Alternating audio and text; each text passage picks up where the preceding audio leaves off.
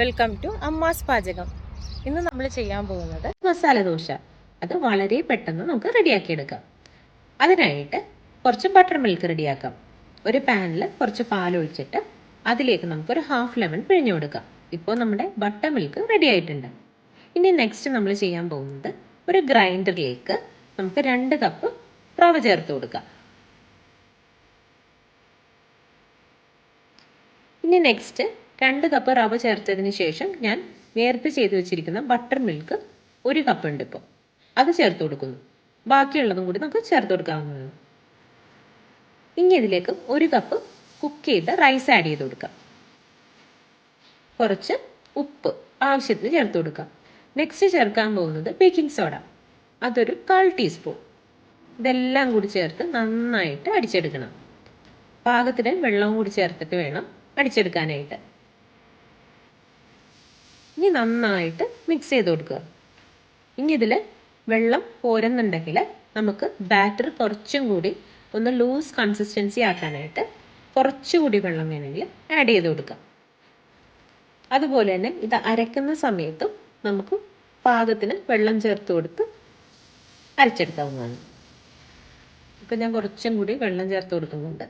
എന്നിട്ടൊന്ന് മിക്സ് ചെയ്ത് നോക്കുക. കണ്ടോ, ഈ ഒരു പാകം.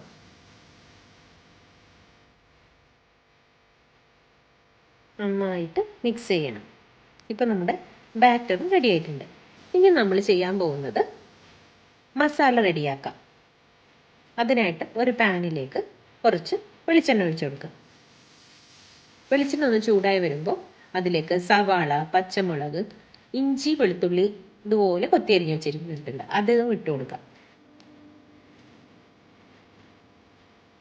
കുറച്ച് മല്ലിയിലേക്ക് എടുത്ത് വെച്ചിട്ടുണ്ട്, അതൊക്കെ ഞാൻ വഴിയേ പറയാം. ആദ്യം നമുക്ക് ഇതൊക്കെ ഒന്ന് ടോസ്റ്റ് ചെയ്തെടുക്കാം. സവാള, ഇഞ്ചി, വെളുത്തുള്ളി, പച്ചമുളക് ഇത് ഇത്രയും ചേർത്തിട്ട് പാനിൽ നന്നായിട്ടൊന്ന് വഴറ്റിയെടുക്കുക. ഒരു ലൈറ്റ് ബ്രൗൺ മതി, ഓവറായിട്ട് ഇതാക്കണ്ട. ഇതുപോലെ മിക്സ് ചെയ്ത് കൊടുക്കുക. പാകത്തിന് ഉപ്പ് ചേർത്ത് കൊടുക്കണം. കുറച്ച് മഞ്ഞൾപ്പൊടി. ഇനി ഉരുളക്കിഴങ്ങ് എടുത്ത് വേവിച്ച് വെച്ചിട്ടുണ്ട്. ഇനി അത് ഇതുപോലെ സ്മാഷർ വെച്ച് നന്നായിട്ട് ഉടച്ചെടുക്കണം. ഇനി അത് ഇതിലേക്ക് ചേർത്ത് കൊടുത്ത് നന്നായിട്ട് മിക്സ് ചെയ്യാം. 1 ടീസ്പൂൺ ഗരം മസാലയും ചേർത്ത് കൊടുത്തിട്ടുണ്ട്. ഇനി നേരത്തെ അരിഞ്ഞു വെച്ചിരിക്കുന്ന മല്ലിയില കുറച്ച് ഇതിലേക്ക് ഇട്ട് കൊടുക്കാം. അതുപോലെ തന്നെ കുറച്ച് ചെറുനാരങ്ങ നീര് ഒഴിച്ചു കൊടുത്തു. ഇപ്പം നമ്മുടെ മസാല റെഡി. വളരെ സിമ്പിളായിട്ട് ചെയ്യാവുന്നതാണ്.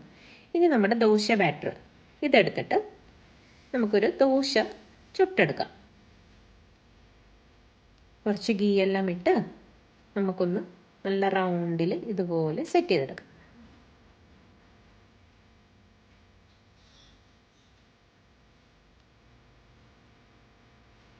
കുട്ടികൾക്ക് മസാല എല്ലാം റെഡിയാക്കുമ്പോൾ അധികം എരിവൊന്നും താല്പര്യം ഉണ്ടാവില്ലല്ലോ. അപ്പോൾ അത് കാരണം ഞാൻ അധികം എരിവ് ചേർത്തിട്ടില്ല. ഗീയൊക്കെ ഇച്ചിരി അധികം ഇട്ട് കൊടുത്താൽ നല്ല ക്രിസ്പായിട്ട് കിട്ടും.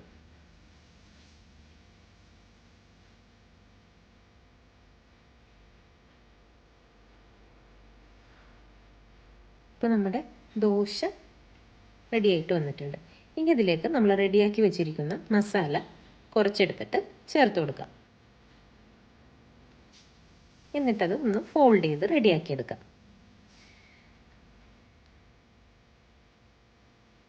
ഇതുപോലെ ഒന്ന് പ്രസ് ചെയ്ത് കൊടുക്കണം.